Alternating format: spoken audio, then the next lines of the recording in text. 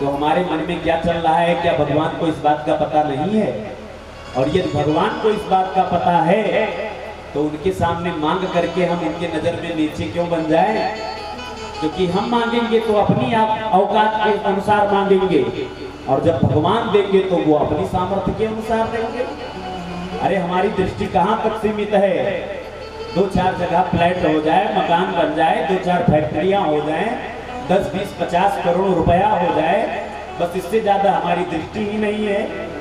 लेकिन जब वो देता है, परमात्मा देता है, तो वो ऐसी सत्ता पर निश्चित करता है कि जीवन के जितने भी राजा हैं सब चरणों में गिरे हुए नजर दिखाई आते हैं। तो इसलिए परमात्मा की भक्ति व्यक्ति को करना चाहिए, पर भक्ति में कोई भी किसी भी प्रकार की कामना नहीं होनी चाहिए। भगवान की निष्काम भक्ति करनी चाहिए।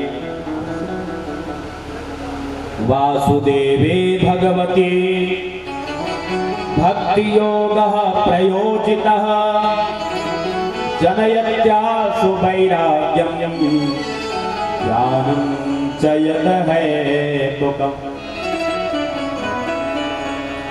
ज्यों-ज्यों आपके हृदय में भक्ति महारानी का वास होता जाएगा, त्यों-त्यों आपको संसार का ज्ञान होता जाएगा, और ज्यों-ज्यों आपको संसार का ज्ञान होता गया तो स्वतः ही आपको संसार से वैराग्य हो जाएगा। कुछ करने कराने की आवश्यकता नहीं पड़ेगी। अरे भाई, भक्ति के ही पुत्र ज्ञान और वैराग्य हैं। अगर भक्ति का उदय हमारे अंतःकरण में हो गया तो हमें संसार का ज्ञान होता जाएगा, और जगत के मिथ्यात्व का बोध हमको हो जाए, संसार के सदासत का बोध हमको एक बार हो जाए तो इस संसार से स्वतः ही हमको वैराग्य हो जाएगा। कुछ करने कराने की आवश्यकता नहीं पड़ेगी। उसी प्रकार से जिसने अपने जीवन में बहुत सारे काम किए, लेकिन अगर वो भगवान की भक्ति से रहित है उसका जीवन, तो महाराज वो श्वास लेता हुआ मुर्दे के समान है। धर्मः स्वनुष्ठितः पुंसां विश्वक्सेन कथासु यः नोत्पादयेद्यविरतिं श्रम एव हि केवलम्। महात्मा लोग जब भोजन प्रसादी बनाते हैं तो वो नमक को राम रस कहते हैं। क्या कहते हैं? राम रस। दाल बहुत अच्छी सिद्ध की जाए, सब्जी बहुत अच्छी बनाई जाए, पर दाल और सब्जी में यदि राम रस नहीं पड़ा है तो दाल सब्जी बिल्कुल कड़वा कड़वा लगेगा।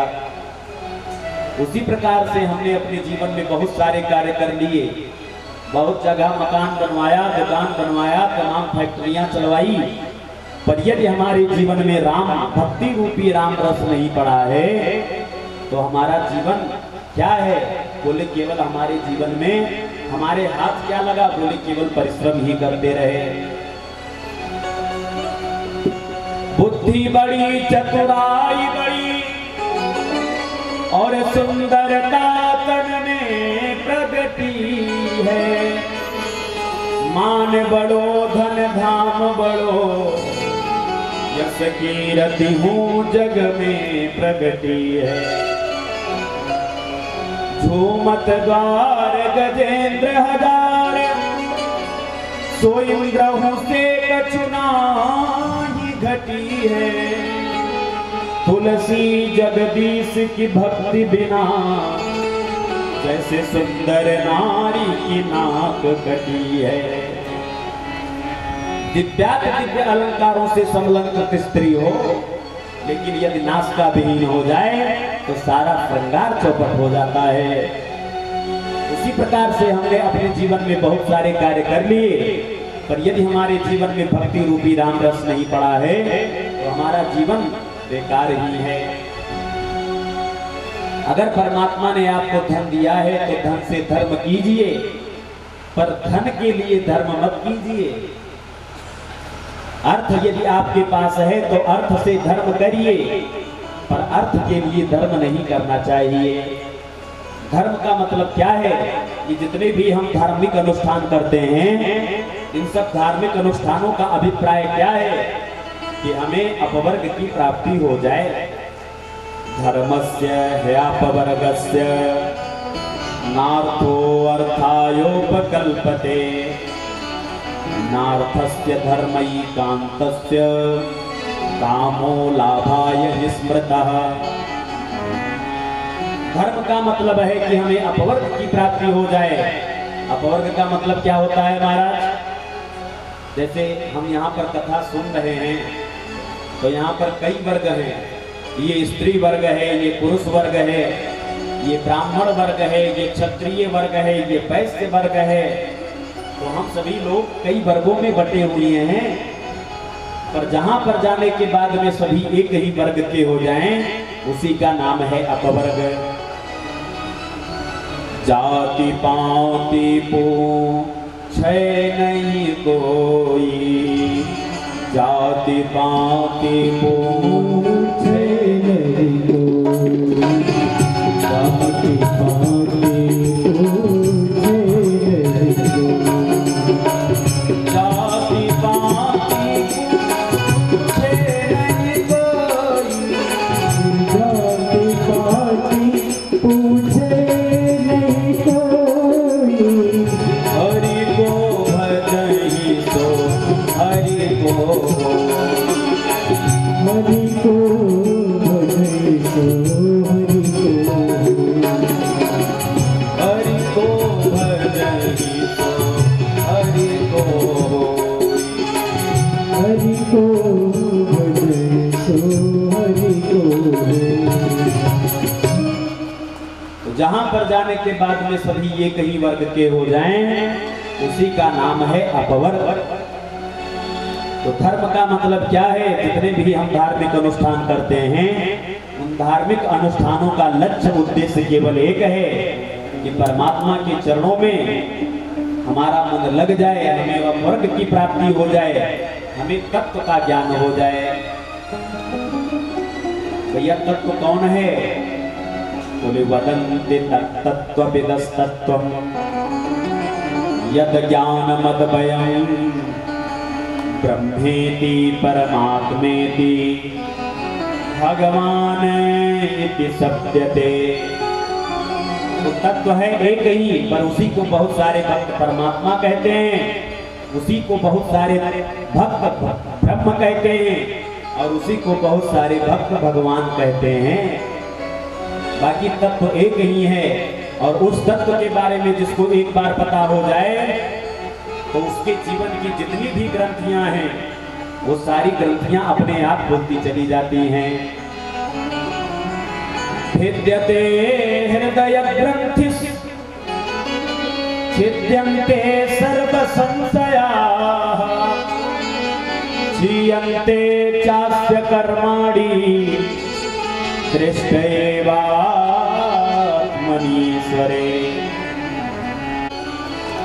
बोल कृष्ण कन्हैया लाल की जय। इसमें से दो अवतार भगवान की पूर्ण अवतार माने गए हैं, वो है राम और कृष्ण का अवतार।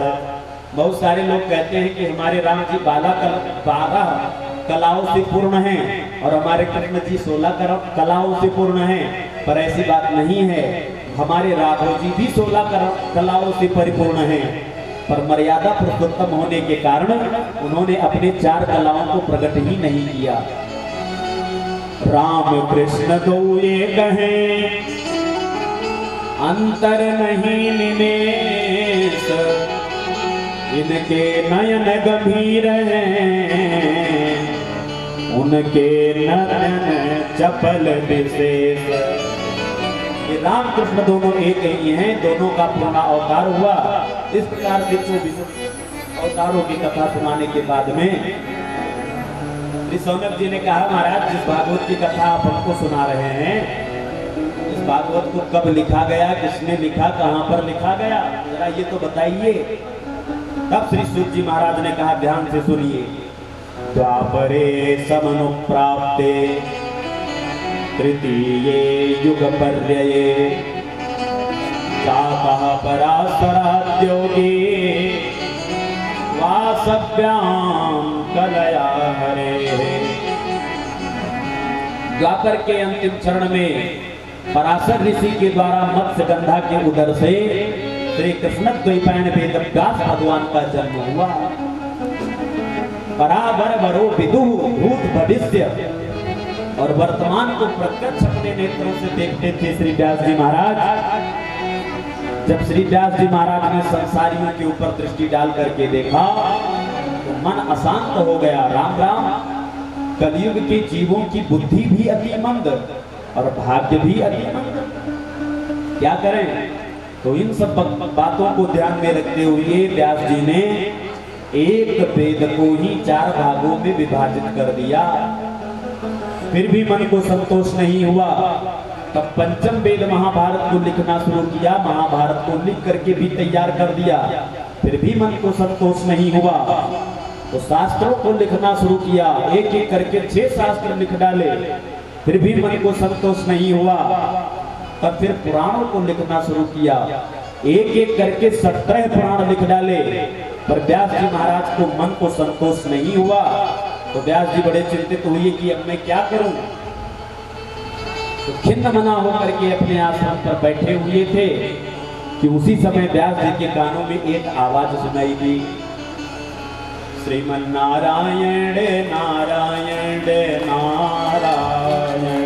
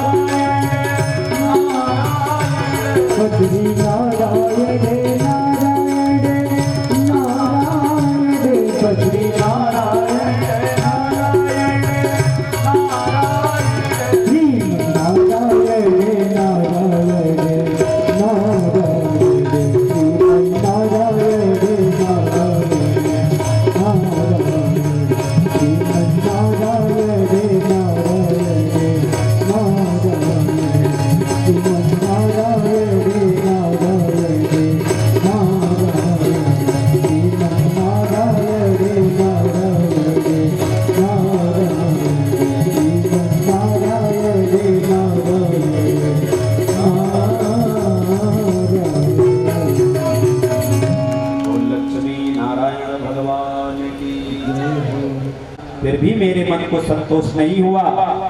मैंने पंचम वेद महाभारत को लिख करके तैयार कर दिया, फिर भी मेरे मन को संतोष नहीं हुआ। एक एक करके 6 शास्त्र लिख डाले, फिर भी मेरे मन को संतोष नहीं हुआ। तो फिर मैंने पुराणों को लिखना शुरू किया और एक एक करके 17 पुराण हम लिख डाले, फिर भी मेरे मन को संतोष नहीं हो रहा है। यदि मेरे पास कोई आकर के ये पूछे कि संसार के लिए आपने क्या किया है, तो मैं अपने हृदय पर हाथ रख करके उसको उत्तर नहीं दे पाऊंगा कि मैंने संसार के जीवों के कल्याण के लिए क्या किया है। नारद जी मुस्कुराए और मुस्कुरा करके बोले, व्यास जी महाराज मैं बताऊं आपका मन क्यों असंतोष है, आपका मन को संतोष क्यों नहीं हो rहा है। व्यास जी ने हाथ जोड़ करके कहा, महाराज बहुत बड़ी कृपा होएगी। नारद जी ने कहा, देखो व्यास जी महाराज, हंस कभी कौओं की झुंड में विहार नहीं किया करते हैं। हंसों का तो अपना अलग ही झुंड होता है, हंस हंस के झुंडों में ही चलते हैं। इसलिए अभी तक आपने जो जो धर्म ग्रंथ शास्त्रों को लिखा है, उनमें एकों में आपने भगवान के गुणानुवाद नहीं गाए हैं, इसलिए आपके मन को संतोष नहीं हो रहा है। न यद वचश्चित्र पदम हरेर्यसो जगत पवित्रम प्रगृणीत करहिचित तददायसं तीर्थमुसन्ति मानसा न यत्र हंसा निरमन्ति शिक्षया। हे व्यास जी महाराज, हंस कभी कौवे के झुंड में विहार नहीं करते हैं। आज तक आपने अभी तक जितने भी धर्म ग्रंथ शास्त्रों को लिखा है, उन धर्म ग्रंथ शास्त्रों में आपने भगवान के गुणानुवाद नहीं गाए हैं, इसलिए आपके मन को संतोष नहीं हो रहा है। इसलिए आप मेरा कहना मानिए, भगवान के गुणानुवाद को गाइए। जैसे ही आप भगवान के गुणानुवाद को गाएंगे तो निश्चित ही आपके मन को संतोष होएगा, ऐसा मेरा विश्वास है। मैं आपको एक इतिहास सुनाता हूँ, मैं दूसरे की बात नहीं, मैं अपनी बीती आपको सुना रहा हूँ। अहम पुरातीत भवे भवम मुने दास्यास्तु कस्याश्चन वेदवादिना निरूपितो बालकयेव योगिना शुश्रूषणे प्राप्य स निर्विविच्यताम्। हे व्यास जी महाराज, मैं पूर्व जन्म में एक दासी का पुत्र था। मेरे पिताजी जब मैं बहुत छोटा था तभी शांत हो गए, तो मेरी माता क्या करे बेचारी, तो मेरी माता एक सेठ जी के यहाँ झाड़ू पोछा का काम किया करती थी। जब मैं नेक समझदार हुआ तो अपनी माता के साथ मैं भी जाता था और अपनी माता के काम में हाथ बटाता था। एक बार सेठ जी के यहाँ चातुर्माह बिताने के लिए कुछ महात्मा आए, तो मेरी माता ने उन महात्माओं की बड़ी सेवा की, मैंने भी महात्माओं की बड़ी सेवा की। महात्मा लोग जब भोजन प्रसादी पा लेते थे तो मैं शीत प्रसादी पाता था। 4 महीने तक मैंने शीत प्रसादी पाया।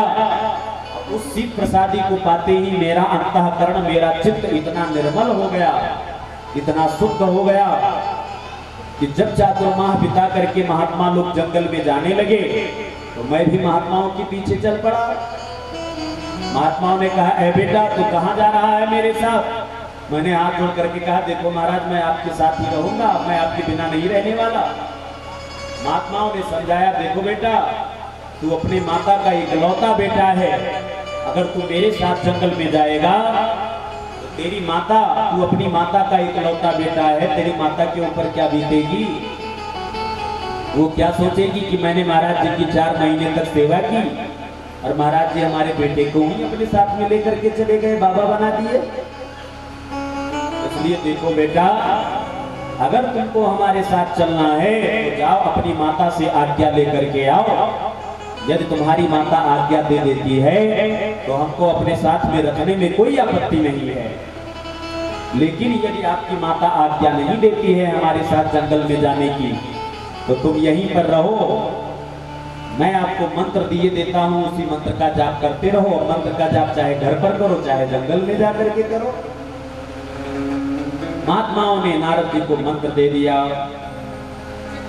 नमो भगवते तुभ्यं वासुदेवाय धीमहि प्रद्युम्नाय निरुद्धाय नमः संकर्षणाय च। बेटा जाओ, इसी मंत्र का तुम जप करते रहना। महात्माओं ने मंत्र दे करके जंगल में चले गए। नारद जी इस बात को जानते थे कि मेरी माता कभी मुझको जंगल में जाने की आज्ञा देने वाली है नहीं, तो मैंने अपने माता से पूछा ही नहीं।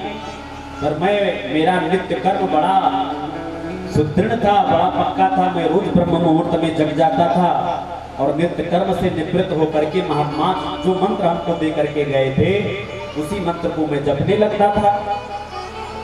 मेरी माता ने जब मुझको ज्यादा भक्ति में लीन देखा तो उसको चिंता होने लगी कहीं मैं बाबा न बन जाऊं। तो घर में जो कोई भी आता है उनके चरणों में प्रणाम करके मेरी माता केवल एक ही बात कहती है, देखो महाराज, अब बुढ़ापे की केवल एक ही इच्छा बची है, रुझुन करती हुई घर में एक बहू और आ जाए, बस इसके अलावा और हमको कुछ नहीं चाहिए। अब नारद जी को बड़ी चिंता हुई, राम राम, अभी तो माता जी के पधारने की प्रतीक्षा कर रहे हैं कि कब माता जी पधारे, मैं जंगल में जाऊं। और माता जी जाते जाते कहीं मेरी फेरा करा करके गई तो देवी जी के पधारने की प्रतीक्षा करनी पड़ेगी, तो हमारा जीवन तो सारा प्रतीक्षा में ही निकल जाएगा, फिर हम भजन कब करेंगे। तो नारद जी कहते हैं, मेरे मन में विचार आया कि हे प्रभु, अब मेरी माता जी को उठा लीजिए। सोई मेरी माता रात्रि के समय जंगल में गई, गोदोहन के समय, गोधूली के समय गैया धोने के लिए जा रही थी, उसको दिखा नहीं। उसने काले सर्प के ऊपर पैर रख दिया, काले सर्प ने मेरी मैया को डस लिया, मेरी मैया मर गई। गांव के लोग दौड़े दौड़े आए, अरे बेटा तेरी मैया मर गई। जैसे मुझको पता चला मैं प्रसन्न हो गया, क्या मेरी मैया मर गई। पर मैंने मन में विचार किया कि अगर रोएंगे नहीं तो ये गांव के लोग कहेंगे कि भैया मैया के मरने की खुशी मना रहा है। इसलिए अंदर से तो मैं बहुत प्रसन्न हुआ, पर बाहर से झूठों मूठों के आंसू बहाते हुए मैं अपनी मैया के पास गया और अपनी मैया का मैंने अंतिम संस्कार किया। और जब मेरी माता का अंतिम संस्कार हो गया तो सारे कार्यों से निवृत्त होकर के मैं महात्मा लोग जिस दिशा में गए थे उसी दिशा की तरफ मैं चल पड़ा।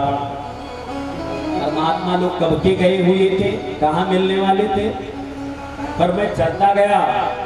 एक दिन मैंने देखा कि एक बहुत बड़ा वटवृक्ष लगा हुआ है, उसके सामने एक सरोवर भी बह रहा है। तो मन में विचार आया, चलो सरोवर में स्नान करें और इस वटवृक्ष की छाया में विश्राम करें।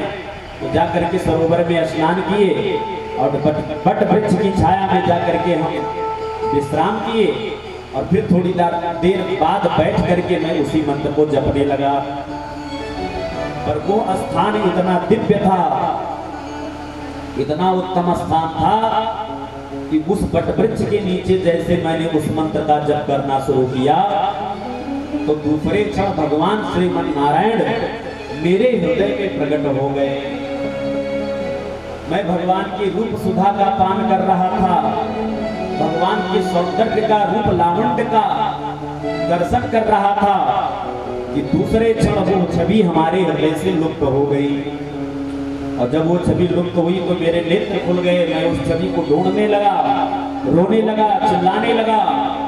जब बड़ी देर तक रोता चिल्लाता रहा तब आकाशवाणी हुई, अभिपक्वकसायाणाम दुर्दर्शो हमको योगिनाम। ऐ बेटा, तू अभी परिपक्व नहीं हुआ है, जब तू परिपक्व हो जाएगा तब तुझे मेरा दर्शन जरूर होएगा। नारद जी ने कहा, महाराज जब मैं परिपक्व नहीं था तो आपने अपनी रूप सुधा का पान हमको कराया ही क्यों? अब आपके इस रूप सुधा का पान किए बिना मैं रह नहीं सकता। अब आप हमको अपना दिव्य रूप का दर्शन कराइए, नहीं तो मैं रह नहीं पाऊंगा। मैं रोने लगा, छटपटाने लगा, चिल्लाने लगा।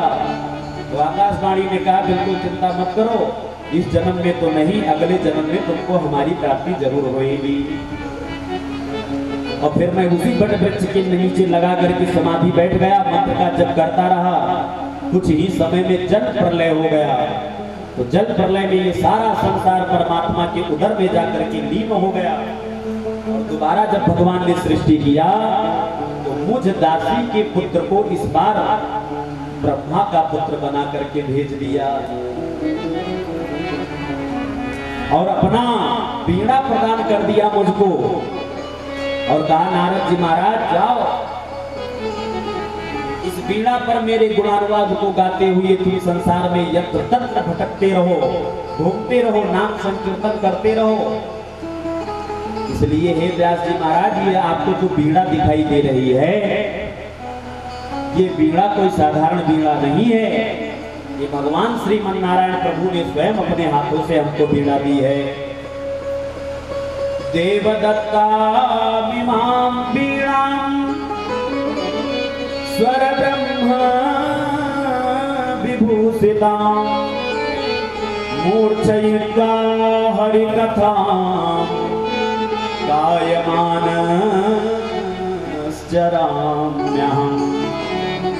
ये जो मेरी वीणा है ये भगवत प्रदत्त वीणा है।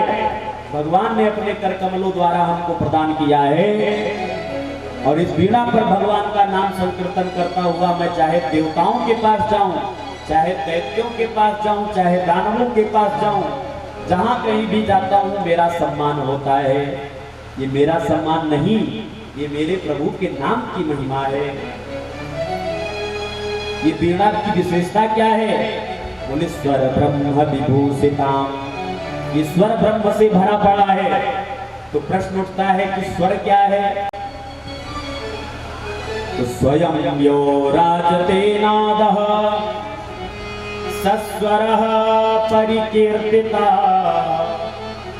स्वरश्च निखिलै व्याप्तं किं विज्ञेयं पृथक् पृथक्। जैसे ईश्वर की सत्ता कण कण में प्रतिष्ठित है उसी प्रकार से स्वर भी कण कण में व्याप्त है।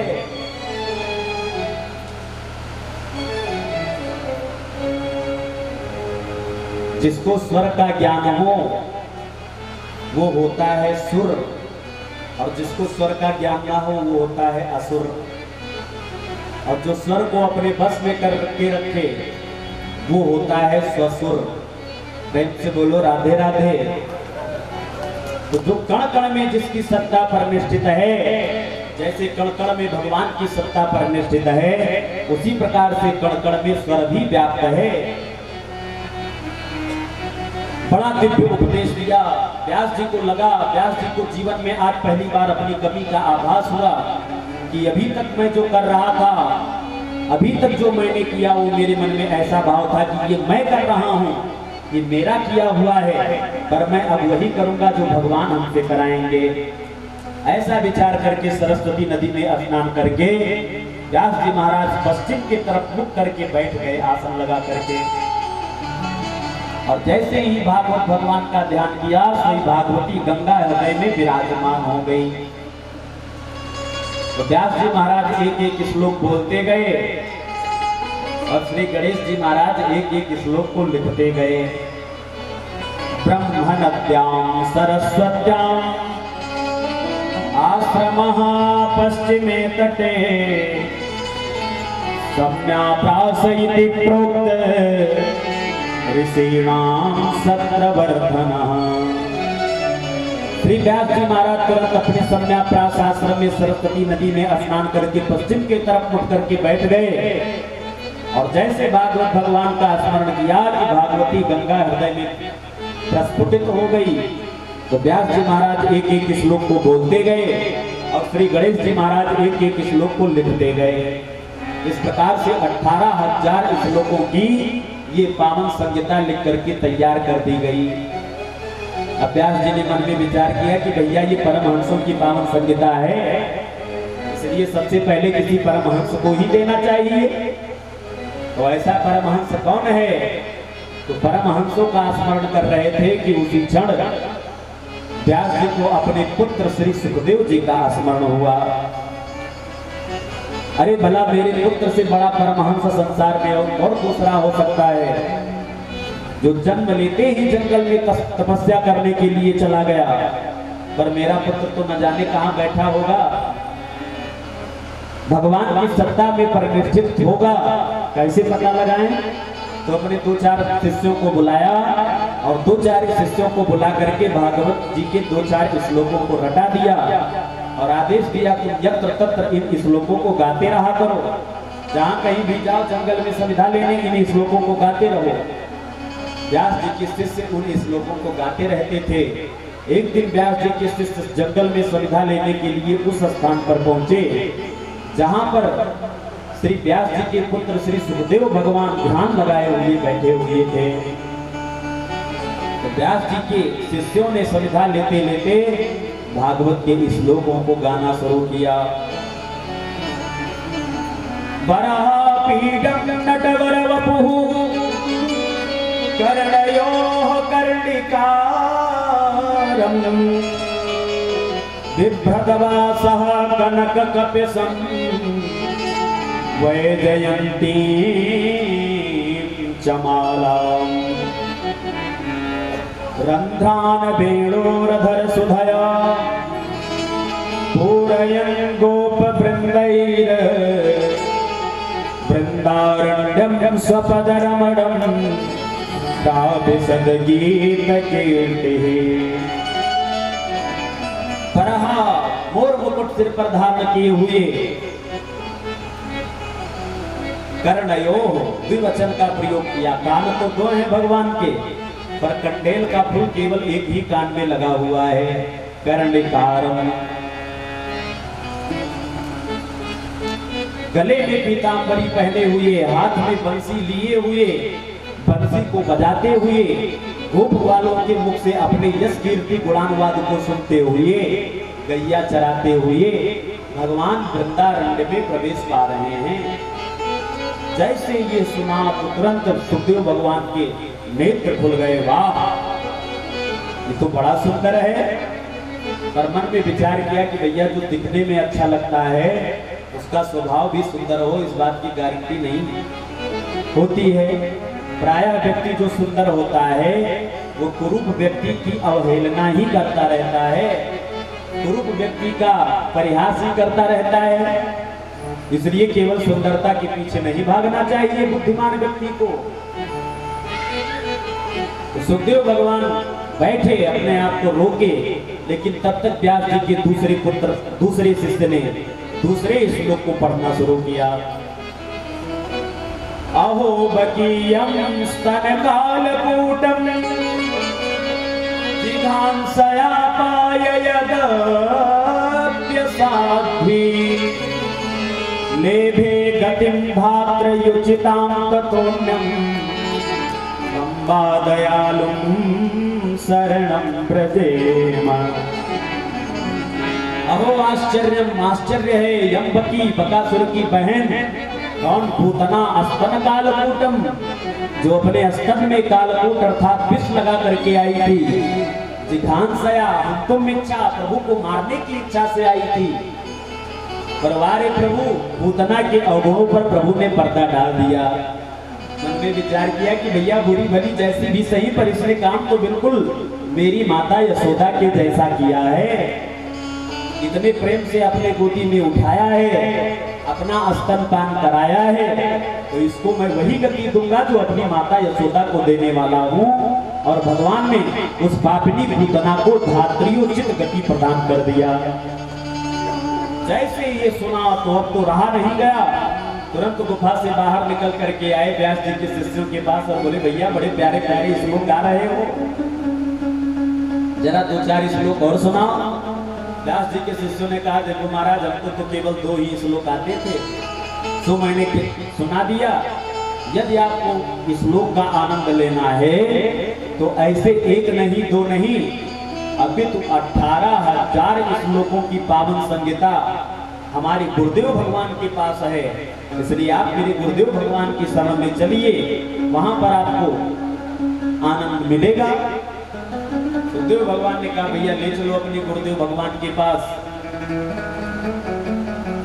आत्मा रामाश्च मुनयो निर्ग्रंथा अप्युरुक्रमे कुर्वन्त्य है तु किं भक्तिं इत्थं भूत गुणो हरि। भगवान के गुणानुवाद को सुन करके अब तो रहा नहीं गया और तुरंत समाधि खुल गई, टूट गई। दौड़े दौड़े व्यास जी के शिष्यों के पास आए। शिष्यों ने कहा आप मेरे गुरुदेव भगवान के पास चलिए। हरे रघुणा चित्त मदिर भगवान बादरायणी अध्यगान महदाख्यानम नित्यम विष्णु जनप्रिय। आप मेरे गुरुदेव भगवान के पास चलिए। ऐसे ऐसे 18,000 श्लोकों की पावन संहिता हमारे गुरुदेव भगवान के पास है। सुखदेव भगवान लौट करके अपने घर पर वापस आए। आज व्यास जी ने जब अपने पुत्र को आते हुए देखा तो बड़े प्रसन्न हुए। वाह, कल तक मैं अपने जिस पुत्र के पीछे पीछे दौड़ता जा रहा था, आज वही पुत्र मेरे पीछे दौड़ा आया है। क्यों?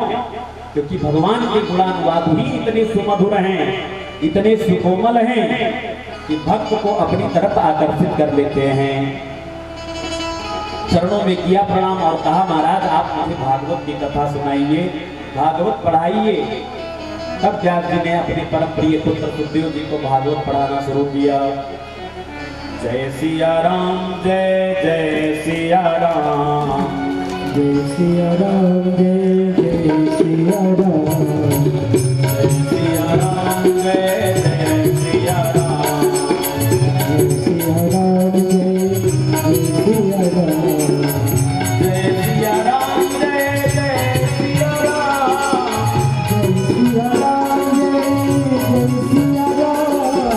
जय सिया राम, जय जय सिया राम, जय सिया राम, जय जय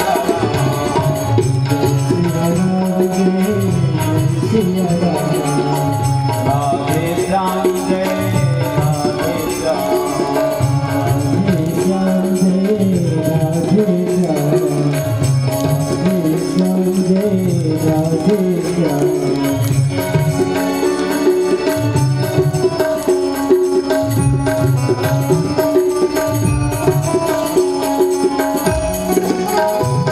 राम, जय सिया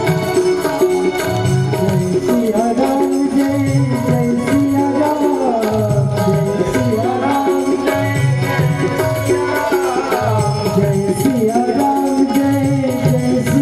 जय सिया राम, जय सिया राम, जय जय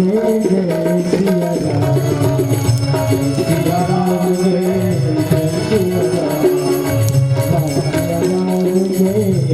सिया राम, राधे श्याम, जय राधे श्याम, राधे श्याम, जय राधे श्याम, राधे श्याम,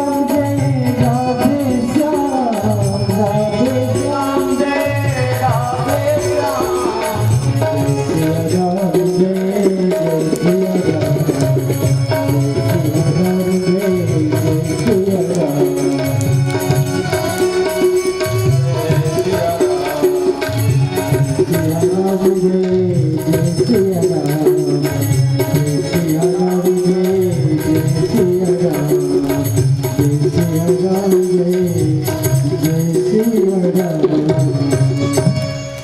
श्री सीतारामचंद्र जी महाराज की जय। इस प्रकार से श्री व्यास जी महाराज ने, क्योंकि ये सब ब्राह्मण देव हैं, संत महात्माओं के भक्त हैं, भला इन्होंने कौन सा ऐसा अपराध कर दिया जिसके कारण इनको 7वें दिन मरने का श्राप लगा। तब श्री सूत जी महाराज ने कहा ध्यान से सुनिए। यदा मृधे कवरव फृंजया वीरे स्वथो वीर गतिम गतेशो प्रकोदरा विद्ध गदाभिमरस भग्नोरुदण्डे धृतराष्ट्रपुत्रे। ये उस समय की बात है जिस समय महाभारत का अंतिम युद्ध चल रहा था और अंतिम युद्ध में महाराज भीम और दुर्योधन का गदा युद्ध चल रहा था और गदा युद्ध में महाराज भीमसेन ने अपने गदा के प्रहार से दुर्योधन के उरु अर्थात जंघे को तोड़ दिया, उरु भेदन कर दिया, जंघे को तोड़ दिया। जंघे को तोड़ करके दुर्योधन को कुरुक्षेत्र में ही अकेला छोड़ करके पांचों पांडव अपने अपने शिविर को वापस लौट करके आए और दुर्योधन कुरुक्षेत्र की भूमि पर पड़ा अत्यंत संतृष्ट हो रहा है। उस समय गुरु द्रोणाचार्य जी का पुत्र अश्वत्थामा उसके पास आया और कहा, मित्र, मैंने तुम्हारे पराक्रम को देखा, मैंने तुम्हारे बल को देखा, मैंने आपके वैभव को भी अपनी इन आंखों से देखा और ऐसे महान व्यक्ति की दुर्गति को भी आज मैं अपनी आंखों से देख रहा हूं। देखो महाराज, यदि आप हमको सेनापति नियुक्त कर दिए होते तो आज आपकी लाश यहाँ पर नहीं, आप नहीं, अभी तो पांचों पांडवों का शव पड़ा हुआ दिखाई देता। दुर्योधन ने कहा, देखो मित्र, अभी मैं मरा नहीं हूं, अभी मैं जीवित हूं, इसलिए जाओ, मैं तुमको अभी भी सेनापति नियुक्त करता हूं। अपना रक्त निकाला और अश्वत्थामा के ब्राह्मण के मस्तिष्क पर रक्त को लगा दिया। जब उसको सेनापति नियुक्त कर दिया तब अश्वत्थामा ने कहा, मित्र बताओ तुम्हारी आखिरी इच्छा क्या है? दुर्योधन ने कहा, देखो मित्र, हम अपने माता पिता के 100 भाई थे। अरे युद्ध में जय और पराजय तो लगा ही रहता है, एक एक करके हमारे 99 भाई वीर गति को प्राप्त हो गए, मैं भी प्राप्त हो जाऊंगा वीर गति को। हम 100 भाई अपने माता पिता की वीर गति को प्राप्त हो गए, हमको इस बात की तनिक सी भी चिंता नहीं है। इससे ज्यादा इस बात की चिंता है कि हमारे शत्रु अपने माता पिता के मात्र 5 भाई थे और इन 5 में से एकों की भी संख्या कम नहीं हुई। तो अगर तुम हमारी आखिरी इच्छा जानना चाहते हो तो हमारी आखिरी इच्छा यही है कि इन 5 भाइयों में से एक की संख्या तो कम हो जाए। अश्वत्थामा ने कहा, मित्र तुम एक की बात कर रहे हो, जाओ मैं तुम्हें वचन देता हूं, मैं 5 पांडवों का सिर काट करके अभी लेकर के आता हूं। इतना कह करके निकल पड़ा, ब्राह्मण में विचार करने लगा कि जोश में आकर के मैंने होश खो दिया।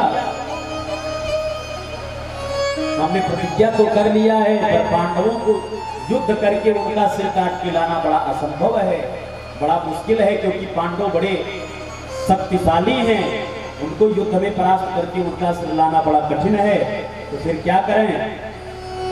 तो काक उलूकन न्याय की विधि अपनाई।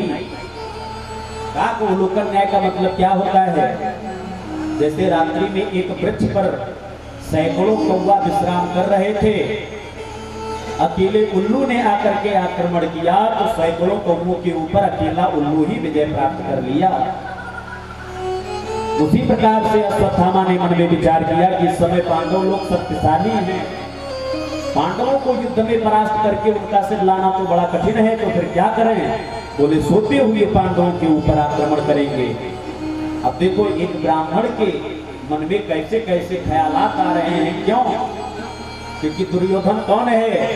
दुर्योधन साक्षात कलयुग है और कलयुग का रक्त जब एक ब्राह्मण के मस्तिष्क पर लगा तो अश्वत्थामा के मन में कैसे कैसे विचार आने लगे।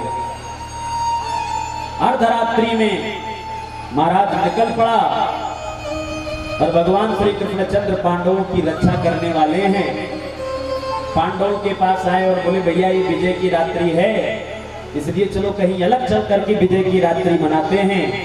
5 पांडवों को साथ में लेकर के भगवान अलग जाकर के विराजमान हो गए और 5 पांडवों के शिविर में पांचों पांडवों के द्वारा जो द्रौपदी से पुत्र हुए थे, 5 पुत्र हुए थे, वो पांचों पुत्र आ करके अपने अपने पिता के सैया पर सो गए। अर्धरात्रि में अश्वत्थामा ने आक्रमण किया तो 5 पांडवों के पुत्रों को ही पांडव समझ बैठा और सोते हुए पांडवों के पुत्रों का सिर धड़ से अलग कर दिया, काट दिया। 5 पांडवों का सिर काट लेकर के आया दुर्योधन के पास। देखो मित्र, मैं पांडवों का सिर लेकर के आया हूँ। दुर्योधन ने कहा, मित्र इतनी सहजता से आप 5 पांडवों का सिर कैसे ला सकते हैं? लेकिन यदि लाए हैं तो लाइए, जरा भीम का सिर हमारे हाथ में दे दीजिए। भीम के सिर को जब हाथ में दिया, दुर्योधन ने अपने बाहुबल के द्वारा भीम के सिर को चकनाचूर कर दिया। कहा, मित्र ये भीम, ये 5 पांडव नहीं, अभी तो ये 5 पांडवों के पुत्र हैं और इनको मार करके तो आपने हमारे वंश में किसी को पानी देने वाला भी नहीं छोड़ा। क्योंकि मैं भली भांति जानता हूं, भीम के सिर पर जब मैं अपने गदा का प्रहार करता था तो मेरी गदा मेरे हाथ से छूट करके अलग जा करके गिरती थी, पर भीम के सिर पर कुछ नहीं होता था।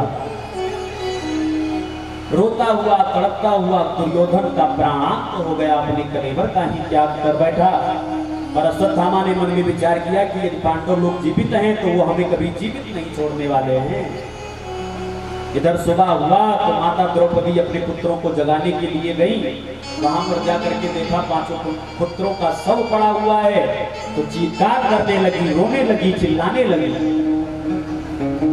माता शिशूनां निधनं स्वतानां निशम्य घोरं परितप्यमाना तदा रुदत बाष्पकलाकुलाक्षी तां सांत्वयन्नाह किरीटमाली। द्रौपदी माता ने अपने पुत्रों के शवों को जब पकड़ा, देखा तो अपने 5 पुत्रों के शवों से लिपट लिपट करके रोना चिल्लाना शुरू किया। 5 पांडवों को पता चला, दौड़े दौड़े आए। महाराज अर्जुन से रहा नहीं गया, तुरंत अपने गांडीव को उठा लिया और द्रौपदी को वचन दिया, ऐ देवी तुम चिंता मत करो, तुम्हारे पुत्रों को, हत्यारों को तुम्हारे सामने पकड़ करके लाऊंगा और तुम्हारे नेत्रों के सामने उसको मैं मृत्युदंड दूंगा। ये मेरी प्रतिज्ञा है। ऐसा कहकर के गोविंद के द्वारा संचालित रथ में अर्जुन बैठ करके अश्वत्थामा का पीछा किया। अश्वत्थामा को जब लगा कि अर्जुन हमको जीवित छोड़ने वाला है ही नहीं, तो अश्वत्थामा ने ब्रह्मास्त्र का संधान कर दिया।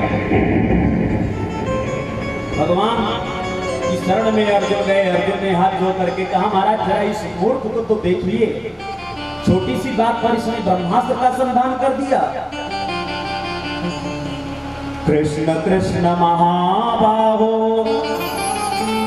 भक्तानाम भयंकर त्वमेको दह्यमानानाम अपवर्गोऽस्ति संसृतेः। अरे जरा इस पागल को देखिए, इस मूर्ख को देखिए, छोटी सी बात पर इसने ब्रह्मास्त्र का संधान कर दिया। मैं क्या करूं? भगवान ने कहा तुम भी ब्रह्मास्त्र का संधान करो। अर्जुन ने भी ब्रह्मास्त्र का संधान किया। दोनों ब्रह्मास्त्र आपस में टकराए। सारे ऋषि दौड़े दौड़े भगवान की शरण में आए। प्रभु क्या प्रलय से पहले ही प्रलय करना चाहते हैं? भगवान ने अर्जुन को आदेश दिया, दोनों ब्रह्मास्त्र को शांत कीजिए। अर्जुन ने दोनों ब्रह्मास्त्र को शांत किया, दौड़ करके गए, अश्वत्थामा को बंदी बना लिया। बंदी बना करके रथ में ले जा करके डाल दिया। भगवान ने कहा, इसको रथ में क्यों डाल रहे हो? अरे इसको ले यहीं पर मृत्युदंड दे दो, क्योंकि शास्त्र कहता है मत्तम प्रमत्तम उन्मत्तम सुप्तम बालम स्त्रियं जडं प्रपन्नम विरथम भेदं नरिपुं हन्ति धर्मवित्। धर्मवेत्ता पुरुष, धर्मज्ञ पुरुष, मत जो पागल हो गया हो, जो उन्मत्त हो गया हो, सोए हुए व्यक्ति के ऊपर, बालकों के ऊपर, वृद्धों के ऊपर और स्त्रियों के ऊपर कभी हाथ नहीं उठाते हैं। और इसने तो सोते सोते एक नहीं, दो नहीं, अभी तो निरपराध 5 पुत्रों को मार डाला है। इसलिए इसको जीवित रहने का कोई अधिकार ही नहीं है, इसलिए तुरंत इसको मृत्युदंड दो। अर्जुन ने कहा महाराज मृत्युदंड तो देंगे ही, पर द्रौपदी के सामने हमने प्रतिज्ञा की है, इसलिए द्रौपदी के सामने चल करके ही मृत्युदंड देंगे। ठीक है, जैसी तुम्हारी इच्छा। द्रौपदी माता के पास लेकर के पहुंचे अर्जुन अश्वत्थामा को, और जैसे द्रौपदी माता ने अश्वत्थामा का दर्शन किया और देखा कि ये रस्सी से बंधे हुए हैं, तो अपने पुत्रों को छोड़ करके दौड़ करके आई और अश्वत्थामा को बंधन से मुक्त करने लगी। उवास चासहन्त्यस्य बंधनानयनं सती मुच्यतामेष ब्राह्मणो नितरां गुरु। अरे छोड़ दीजिए ब्राह्मण देवता को, छोड़ दीजिए, ये ब्राह्मण देवता हैं, छोड़ दीजिए। ऊंचे स्वर में आकर के बंधन से मुक्त करने लगी। अर्जुन ने कहा अरे देवी ये आपके पांचों पुत्रों का हत्यारा है, इसके ऊपर इतनी दया मत कीजिए। द्रौपदी ने कहा आज जीवन में मुझको पहली बार ये पता चल रहा है कि पुत्र शोक कितना बड़ा शोक होता है। आज मुझको जीवन में पहली बार पता चल रहा है, पर हमको इस बात का संतोष है कि हमारे पुत्र नहीं है तो क्या हुआ, हमें 5 पत्नियों का अवलंब प्राप्त है।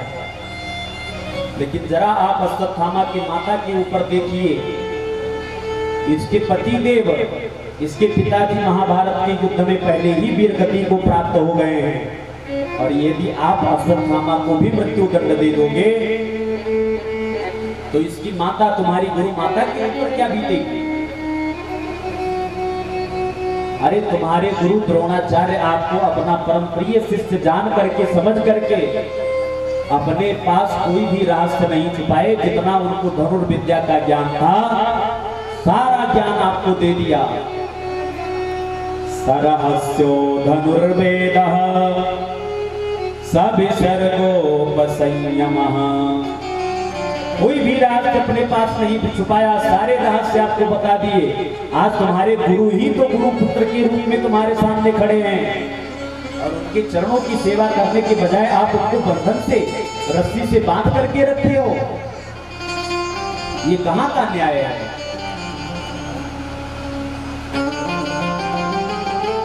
जरा आप अपने गुरु माता के जीवन पर विचार कीजिए। उनके जीवन वो जी रही है, जीवित हैं, उसका कारण केवल यही है कि उनका पुत्र है, क्योंकि पति देव तो पहले ही वीर गति को प्राप्त हो गए हैं, इसलिए अपने पुत्र के सहारे वो जी रही हैं। और यदि आप उनके पुत्रों को भी मार डालोगे तो तुम्हारी गुरु माता के ऊपर क्या बीतेगी। मारोदीदस्य जननी गौतमी पति देवता यथाहं व्रतवत्साता रोदिन्यश्रुमुखे मोह। तुम्हारी गुरु माता के ऊपर क्या बीतेगा। युधिष्ठिर ने भी कहा देखो भैया जो होना था वो हो गया, अब गुरु जी के पुत्र को मार करके हमारे पुत्र वापस आने वाले हैं नहीं, इसलिए अब गुरु जी के पुत्र को जीवित छोड़ दिया जाए। तो द्रौपदी और युधिष्ठिर का कहना एक है कि गुरु जी के पुत्र को छोड़ दिया जाए, पर अर्जुन और भीम का कहना एक है कि गुरु जी के पुत्र को जीवित नहीं छोड़ा जाएगा। भीम ने गदा को आकाश में हिलाते हुए, लहराते हुए कहा देखो तुम सबको इसको जीवित छोड़ दो, पर यह मेरी गदा से बचने वाला नहीं है।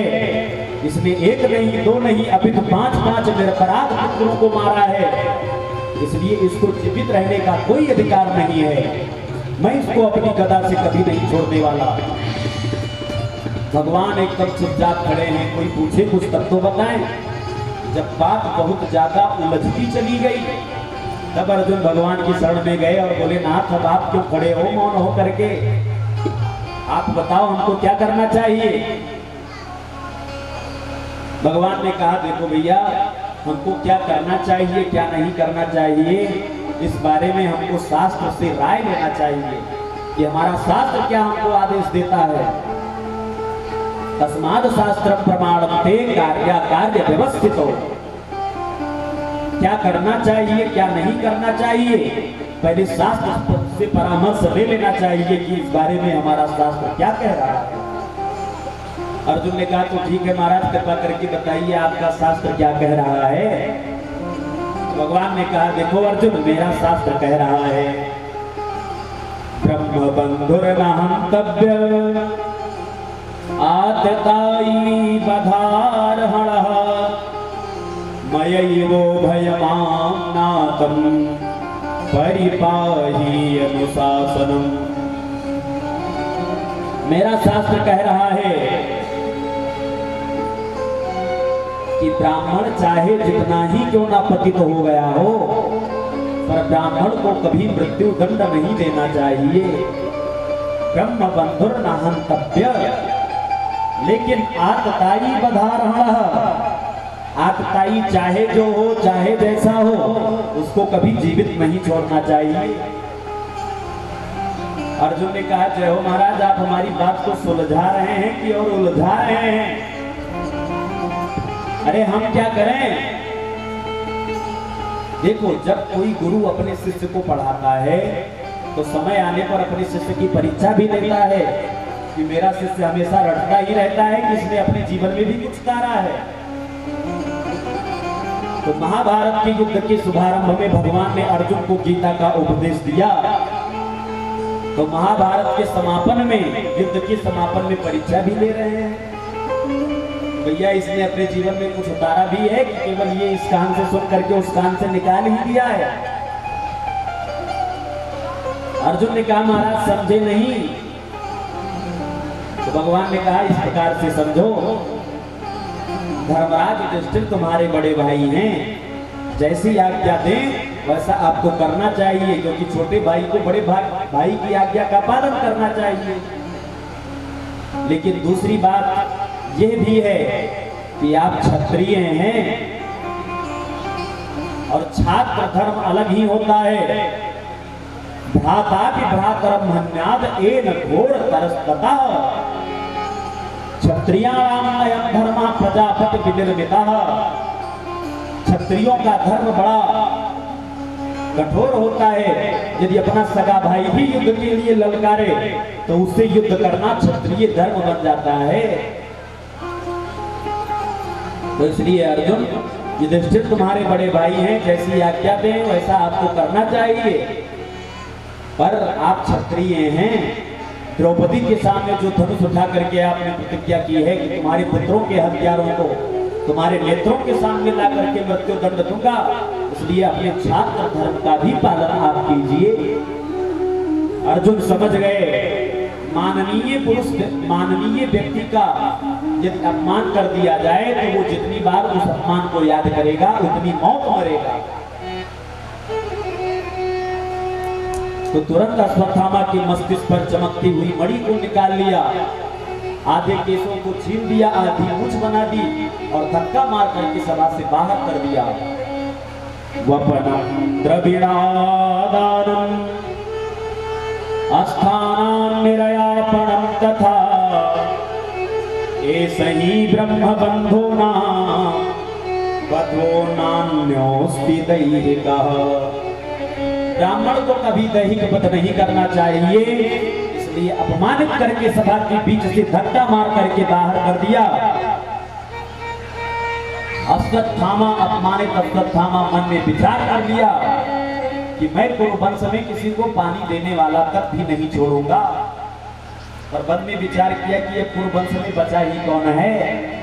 पर ज्यादा बुद्धि पर जब जोर लगाया तो याद आया जब अभिमन्यु वीर गति को प्राप्त हुआ था तो उस समय मैंने सुना था कि अभिमन्यु की पत्नी उत्तरा गर्भवती है, सगर्भा है। सगर्भा होने के कारण ही वो अपने पति के साथ सती नहीं हो पाई, तो उत्तरा के गर्भ को गर्भ में ही नष्ट करना चाहा और अश्वत्थामा ने ब्रह्मास्त्र का संधान कर दिया। इधर भगवान पांडव के पास आए और बोले भैया अब हमको चलने की आज्ञा दीजिए, मेरा परिवार बड़ा लंबा चौड़ा है, कोई भी पांडव भगवान को जाने की आज्ञा नहीं दे रहा है। पर सबने आपस में विचार किया कि भैया आज नहीं तो कल भगवान को तो भेजना ही पड़ेगा। इसलिए सभी लोगों ने निर्णय लिया कि ठीक है, भगवान को भेजिए। भगवान का एक पैर रथ पर है, एक पैर जमीन पर है। भगवान रथारूढ़ होने ही वाले थे कि उसी समय देखा कि एक अबला, एक विधवा स्त्री चीत्कार करती हुई, चिल्लाती हुई हमारे तरफ बढ़ती हुई चली आ रही है। और भगवती उत्तरा देवी बढ़ती हुई आई और भगवान के चरणों को पकड़ करके धड़ाम से चरणों में गिर पड़ी और हाथ जोड़ करके स्तुति करना शुरू किया। पाहि पाहि महायोगिन देव देव जगत्पते नान्यं तद्भयं पश्ये यत्र मृत्यो परस्परम् अभिद्रवति मामीश सरस्तप्ता यशो विभो कामं दहतु मां नाथ मामे गर्भो निपात्यताम्। भगवती उत्तरा देवी हाथ जोड़ करके कहती हैं, पाहि माम, हे प्रभु आप मेरी रक्षा कीजिए, क्योंकि आज संसार में आपके अतिरिक्त हमारा कोई रक्षा नहीं कर सकता है, हमारी और कोई दूसरा रक्षा नहीं कर सकता है, इसलिए आप मेरी रक्षा कीजिए। अरे मैं जीवित रहूं या ना रहूं, ये जो मेरा वैधव्य जीवन है ये भार रूप में है, पर मेरे गर्भ में जो बालक पल रहा है, अगर आज वो बालक मर गया तो कुरुवंश में कोई पानी देने वाला भी नहीं बचेगा। इसलिए महाराज मैं रहूं या ना रहूं, पर मेरे गर्भगत शिशु पर कोई भी किसी भी प्रकार की आंच नहीं आना चाहिए। हम नहीं जान रहे हैं कि ये क्या है, एक तेजपुंज हमारी तरफ बढ़ता हुआ चला आ रहा है और ऐसा लग रहा है कि वो मेरे पुत्र को गर्भ में ही नष्ट कर देगा। भगवान के नेत्रों में आंसू आ गए। भला अश्वत्थामा का उत्तरा ने और इसके पुत्र ने क्या बिगाड़ा था। भगवान तुरंत एक रूप में उत्तरा देवी के सामने खड़े रहे और सूक्ष्म रूप बना करके हाथ में सुदर्शन चक्र लेकर के भगवती उत्तरा के गर्भ में गए और मरे हुए परीक्षित को पुनर्जीवित कर दिया। बोल कृष्ण कन्हैया लाल की। बाहर निकल करके आए, उत्तरा देवी ने हाथ जोड़ करके भगवान के चरणों में किया प्रणाम। महाराज मैं आपको किन वचनों में धन्यवाद दूं, मेरे तो कुछ समझ में ही नहीं आ रहा है। इस प्रकार से भगवान ने उत्तरा के गर्भगत शिशु की रक्षा की और इधर भगवान ने पांडवों से कहा भैया आप मुझको चलने की आज्ञा दीजिए। तो बुआ जी के चरणों में जाकर के जैसे प्रणाम किया तो बुआ जी आकर के भगवान के चरणों में प्रणाम करने लगी। भगवान ने कहा अरे बुआ जी आज भतीजा अपने घर को जा रहा है तो बुआ के चरणों में प्रणाम करके जाना चाहिए। आज बुआ ही भतीजे के चरणों में प्रणाम कर रही है, ये उल्टी गंगा काहे को बहा रही है। कुंती माता ने